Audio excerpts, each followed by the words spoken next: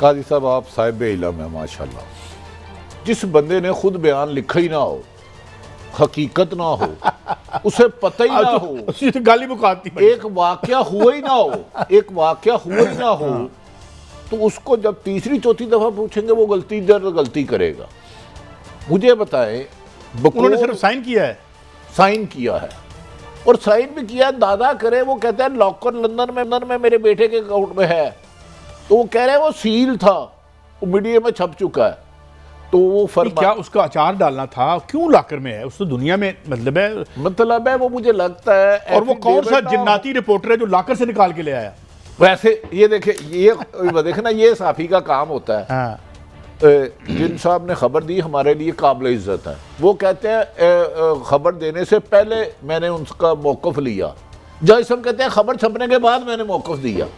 ये जिन्नी हो सकता है, ये कोई आमल हो सकता है जो एक बंद लॉकर से चीज निकाल ले और अखबार में शाया भी हो जाए, और जिसने वो एफिडेविट लिखा है उसे नहीं पता मैंने क्या लिखा है।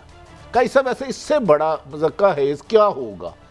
सिर्फ एक केस से बचने के लिए मरियम नवाज और नवाज शरीफ साहब किस हद तक आते जा रहे हैं। नहीं, अब हमारे कौन से मेहरबान हैं, लतीफ़ अफरीदी साहब, वो वकील हैं, वो पेश होंगे। वो बड़ी भारी भरकम एक मतलब है हमारे यहाँ की शख्सियत हैं। अब उन्हें टाइम चाहिए होगा तैयारी के लिए, तो ये मरियम साहब वाला काम शुरू हो जाएगा, लटकाओ लटकाओ लटकाओ। देखें, उन्हें भी पता है जिन्होंने ये स्क्रिप्ट लिखा है उसमें कुछ आपके साफी भी पार्टनर हैं, मैं आपको बता दूं। चलो यार, बड़े लायक हो गए हमारे साफी। नहीं, बिल्कुल वो उस प्रोपेगेंडा सेल का हिस्सा है। गुजारिश है काई साहब, उन्हें पता है इस केस में कोई हकीकत नहीं है, डिले टैक्टिक्स होते हैं, डिले करना। असल मकसद वो अपनी तवज्जो, आज हम मरियम का कहते हैं कि अभी तक फैसला क्यों नहीं हुआ, इतनी सजा है। कभी राना शमीम आ जाता है, कभी साकब निसार साहब की ऑडियो केसेट आ जाती है, कभी वो फुल हाउस कहते हैं, उस कैप्टन सफदर साहब फिल्म आएगी, स्विमिंग पूल पे गिरा होगा, कोई बाथरूम में गिरा होगा। इन सब का नवाज शरीफ के केस से क्या ताल्लुक पता नहीं। लेकिन मलिक साहब ये बताएं कि उन्हें 10 दिन पहले लिखा हुआ बयान एल्फी याद नहीं है, मगर 10 पहले जो गुफ्तगू उनकी जनाब साबिक चीफ जस्टिस साहब से हुई थी वो उन्हें याद है। तो ये कोई लैप्स हो जाता है मेमोरी का, कोई बीमारी है ये?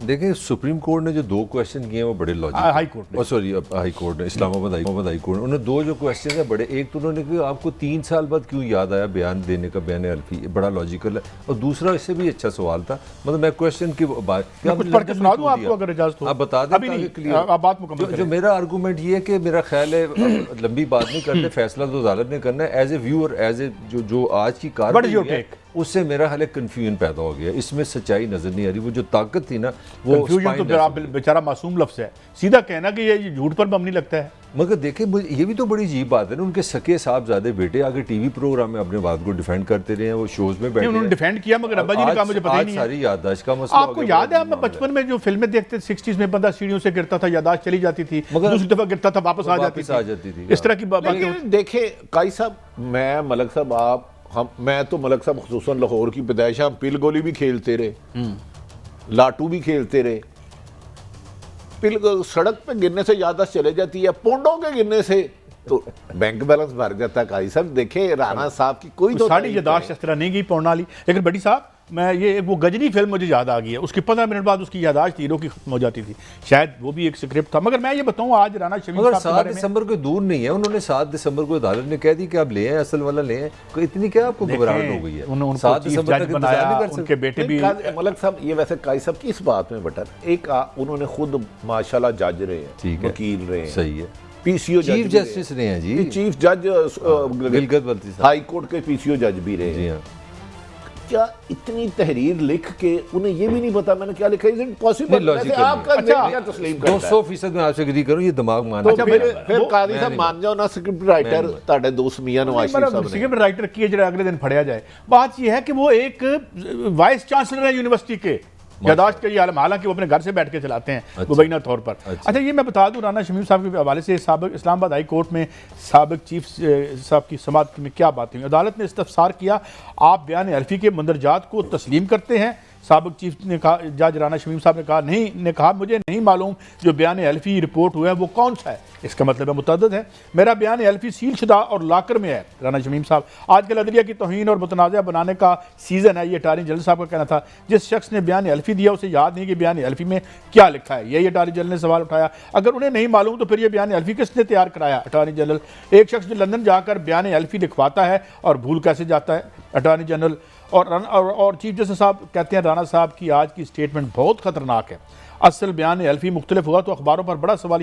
ये बड़ी साहब देखें, सवाल आ जाएगा फिर उन पे सवाल, अगर ये आज मुकर जाते हैं तो। राना शमीम ने अदालत से शो काज नोटिस पर जवाब जमा करने के लिए 2 हफ्ते का वक्त मांगा था, मगर वो कह रहे हैं भाभी की कुछ चेलम वलम है। वो 7 तारीख को बहुत बड़े वकील है माशाल्लाह, हमारे लेफ्ट के पुराने साथी जो काजी साहब ये जो पॉइंट आपने दी मैं आपसे सीखना चाह रहा हूँ। अगर हम तीनों जर्नलिस्ट बैठे हैं इसलिए हमारा कंसर्न है, हमने खबर दी, किसी ने, चले मैं मान लेता हूँ समझने के लिए, मैंने खबर गलत दे दी, वो कहते हैं ये तो मेरा बयान ही नहीं था, बयान अल्फी नहीं था, तो इसका मतलब है ये तो सारा प्रेशर मीडिया पे आ जाएगा। इधर मेरी बात सुन। मैंने उस मीडिया ग्रुप के साथ 10-15 साल काम किया और न्यूज़ में काम किया और बड़ा मुशक्कती था, सेंसिटिव काम किया। मेरे नहीं थे। मैंने खबर छापी थी कि जनाब एक जो वजीर ख़जाना है उस वक्त के, वो कैंपेन चला रहे थे बिजली चोरों का और बिजली डिफ़ॉल्टर्स का, और ख़ुद वो बिजली की डिफ़ॉल्ट किया हुआ था उन्होंने। तो मैंने पहले वो देखा था कागज़, और फिर मैंने फ्रंट पेज पे सिंगल कॉलम खबर लगाई थी कि जनाब जो defaulter finance minister launches campaign against defaulters. तो हम देखते थे, वो आगे अगले दिन उनके वकील, मगर उनके हाथ में कुछ नहीं था, मेरे पास सबूत था। तो इस इदारे से मैं यही एक्सपेक्ट करता कि बड़ी साहब देखे बगैर लगा नहीं ठहरे। बड़ी साहब मेरा सवाल है, मैं समझना चाहूँ, आप इस इदारे के भी चीफ है ना, आप समझते हैं इन चीज़ों को। मेरा सवाल है कि अगर वो कहते हैं कि ये बयान अल्फी मेरा नहीं है तो फिर तो सारा मीडिया की लड़ाई हो, उस पर आगे केस सारा। मैं देखें, हमसे वो मीडिया में पड़ जाएगा ना, साहिब इल्म है। मेरा रिपोर्टर खबर दे 10 आती है, मैं ऐसी नहीं चलाता।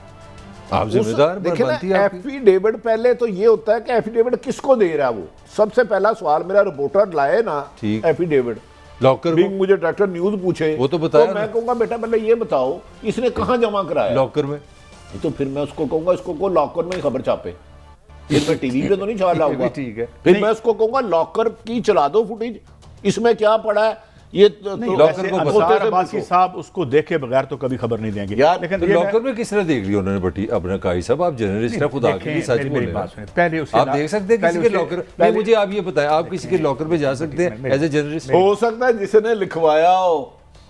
नहीं काई साहब सच नहीं, मलक साहब ऐसे छेड़ा नहीं, इज इट पॉसिबल? नहीं भट्टी साहब, आप लॉकर पे, इसका मतलब आपने बैंक के पूरे निजाम पे अदम एतमाद कर दिया। लॉकर में जमा कराने से पहले किसी ने कॉपी भेजी। मलक साहब देखें, हम यदि तूला रखते हैं 2 नंबर कागजात अदालतों में जमा करवाने में हमारी, और ये अब जो जालसाजी है ये तो अब जो है ये इसे क्रिएटिव राइटिंग कहते हैं। यहाँ पर इसको इससे नाम मिलना चाहिए। सिर्फ फवाद चौधरी साहब कुछ कह रहे हैं, इस हवाले से वो क्या एंगल निकाल रहे हैं? जो राना शमीम साहब हैं वाइस प्रेसिडेंट PMLN, वो कह रहे हैं कि अपना ये एफिडेविट ही मेरा नहीं है और मेरा एफिडेविट जो है वो तो लॉक है। अब सवाल ये पैदा होता है कि वो लॉक एफिडेविट अखबार तक कैसे पहुंचा और अखबार ने वो एफिडेविट कैसे छाप दिया। लग यूं रहा है कि एफिडेविट जो है वो नवाज शरीफ साहब के जरिए इस अखबार तक पहुंचा और अखबार ने नवाज शरीफ साहब के बयान के ऊपर ये चला दिया। लो जी, नवा एंगल आ गया जी, बारी बारी जी। भट्टी साहब, मैंने ख्याल है शायद यही लफ्ज़ कहा था। नहीं आप मेरा ख्याल है आपको फॉलो कर दें फवाद चौधरी साहब। मैंने यही कहा था कि जिसने बनवाया, ये जिसने बनवाया जो स्क्रिप्ट राइटर है, उसने लॉकर में रखने से पहले इनसे सिर्फ सिग्नेचर किए गए। अगर ये मेरा अपना ज़ाती ख्याल है, इन्हें कोई 2 दिन पढ़ाए ना, राना शमीम साहब वो पूरा एफिडेविट पढ़ के सुना नहीं सकते बगैर देखे। कितना चैलेंज कर रहा हूँ, क्योंकि इस पे 2-3 आईनी माहिरीन से लंदन में राय ली गई थी कि हाँ, उसका उन्होंने कहा ये मकसद क्या अपना। उनका कहना था कि मकसद है कि नवाज शरीफ, मरियम और कैप्टन सफदर के केसों को डिले किया जाए। देखें ना, अब 7 तारीख पड़ गई, 7 तारीख को नए वकील साहब तशरीफ लाएंगे, वो कहेंगे अभी मैंने तैयारी नहीं है, अभी मैंने लेटर नहीं देखा। छोटी सी बात, भट्टी साहब मैं गुस्ताखी, राणा साहब ने आज अदालत में बताया कि उनके किसी अजीज रिश्तेदार का चेलम है, 12-13 को उन्होंने आज ही बता दिया कि मैं वो शायद आ नहीं पाऊंगा। ये मैं भी तो उन्होंने- समझता हूँ कि एफिडेविट के चेलम का ऐलान भी कर दें आप लेकिन मैं हजूर अर्ज करता हूँ अगर गुस्ताखी ना हो तो बात यह है कि भट्टी साहब ये एक जो मैंने फिल्म गजनी का कुछ कहा था कि मैं दिखाऊं जरा वो हीरो कैसे अपनी अपनी जरा दिखाएगा जी, क्योंकि यादाश्तों का यहाँ भी बड़ा अच्छा, वो भी जज था हीरो। अच्छा, ये हीरो साहब है। ये बेचारा ये एफिडेविट देख के रो रहा है बेचारा, ये हमारे ये लिख रहा है मैंने affidavit फिल्म तो नहीं देखी है नहीं, इसका भी ताल्लुक एफिडेविट में ये यादाश्त से है। अच्छा, यादाश्त से है। अच्छा भट्टी साहब ये मुझे बताएं भट्टी साहब कि ये जो अब अगर उन्होंने नहीं देखा तो मैं जरा सलाम करूं नोबेल प्राइज के लिए क्यों ना नॉमिनेट कर दूं कहते हैं उन आईनी माहिरीन को जिन्होंने उनको मशवरा दिया था कि मेन बंदा जो है वो तो उससे डिनाई करता नजर आता है आज की। देखिए वो ना आमिर खान लिख के भूल जाता था, फिर देख के तहरीर होता था ओए मियां साहब ने बड़ा भैड़ा कीता, बड़ा भैड़ा कीता।